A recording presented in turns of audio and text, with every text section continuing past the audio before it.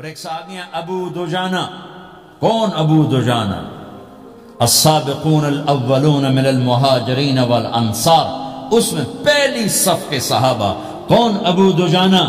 جب آپ حج پر گئے تو اپنی جگہ مدینے کا امیر ابو دجانہ کو بنایا. ابو دجانہ حج میں شریک نہیں ہوئے کہ آپ نے اپنی جگہ ان کو اپنا نائب بنا کے وہاں کھڑا فرمایا ابو دجانہ میری جگہ پر مدینے کا امیر ہے. یہ وہ ابو دجانہ ہیں. کون ابو دجانہ؟ جو جنگ بدر سے لے کر آخری حج تک ہر سفر میں شریک ہیں.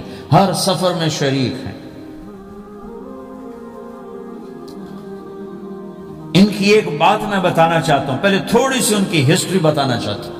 کون ابو دجانہ؟ احد کی جنگ میں آپ نے تلوار اٹھائی، کہ اس تلوار کو کون لے گا؟ کئی صحابہ کھڑے ہو گئے. آپ نے کہا اس تلوار کا حق کون ادا کرے گا؟ سارے بیٹھ گئے. 3 آدمی کھڑے رہے، ایک زبیر بن عوام، ایک عمر بن خطاب، ایک ابو دجانہ. ان کا نام ہے سماک بن خرشنہ. سماک بن خرشنہ ان کا نام ابو دجانہ سے مشہور ہے. تو آپ نے تلوار نہ عمر کو دی، نہ زبیر کو دی، ابو دجانہ کو دی تھی. تو عمر رضی اللہ عنہ نے تو محسوس نہیں کیا، حضرت زبیر نے محسوس کیا کہ اس کو کیوں دی، مجھے کیوں نہیں دی؟ میں مہاجرین میں سے ہوں، میں پھوپھی کا بیٹا ہوں، میں اس سے دلیری میں کم نہیں ہوں. بلکہ حضرت زبیر کی دلیری کی تو دھاک تھی، جدھر سلوار چلتی تھی کاٹتی چلی جاتی تھی. کہنے کہ میں دیکھوں گا یہ کیا کرتا ہے. تو ابو دجانہ کے پیچھے زبیر ہو لیے. تو ابو دجانہ نے جو حملہ کیا تو 3000 کا لشکر تھا، اس کو چیر کے پار نکل کے، پورے لشکر کو کاٹ کے پار نکل کے.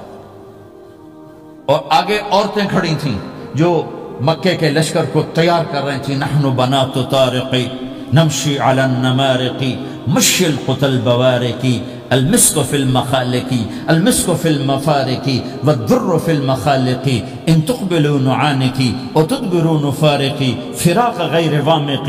یہ گانا گا رہی تھی اور ان کو تیار کر رہی تھیں.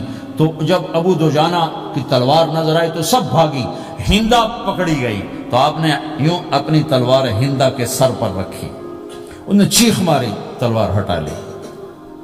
تو زبیر پیچھے کہ کیا کیا ہے؟ جنگ میں اگر کوئی عورت حصہ لے اسے مارنا جائز ہے، ویسے جائز نہیں ہے. عورت کو، بچے کو، بوڑھے کو ہاتھ لگانا جائز نہیں ہے. تو انہوں نے کہا تلوار کیوں نہیں چلائی؟ کہا میرے محبوب کی تلوار ہے، عورت کے خون سے رنگین کر کے اس کی شان نہیں گھٹانا چاہتے، یہ میرے نبی کی تلوار. پھر واپس ہوئے، پھر اٹیک کیا اور پھر مجمع کو چیر دیا. سامنے ایک آدمی آ رہا تھا ہاتھی کی طرح، اتنا لمبا موٹا تازہ. تو زبیر کہنے لگے میرے جی میں آیا کبھی اس کی ٹکر ہونا، پھر میں دیکھوں ابو دجانہ کیا چیز ہے.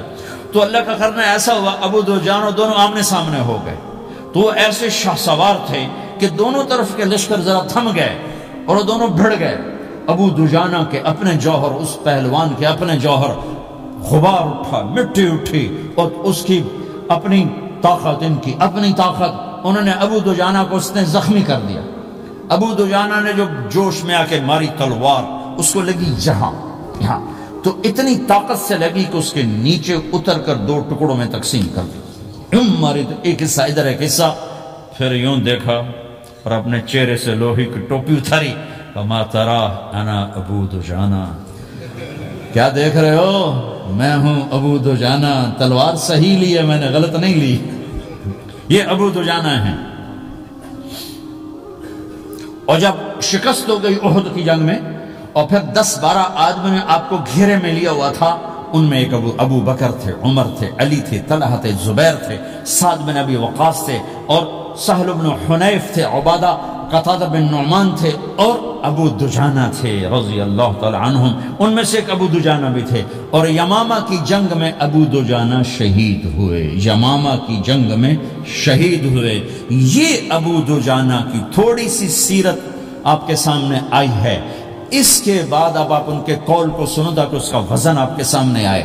یہ بدر کے شریک ہیں. اللہ کے نبی نے کہا بدر کا صحابی جو مرضی کرے بخشا گیا.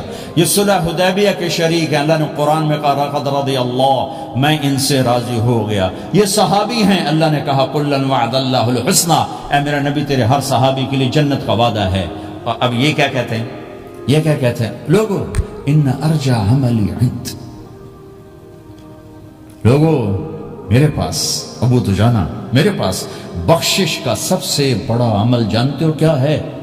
بدر نہیں، احد نہیں، حدیبیہ نہیں، خندق نہیں، خیبر نہیں، فتح مکہ نہیں، آخری حج نہیں. کیا ہے؟ کیا ہے لوگو؟ ان ارجع عملی عندی، میرے پاس آخرت میں بخشش کا سب سے بڑا عمل بس ایک ہے کہ ما آذیت احدا بلسانی، میں نے اپنی زبان سے کبھی کسی کو دکھ نہیں پہنچایا.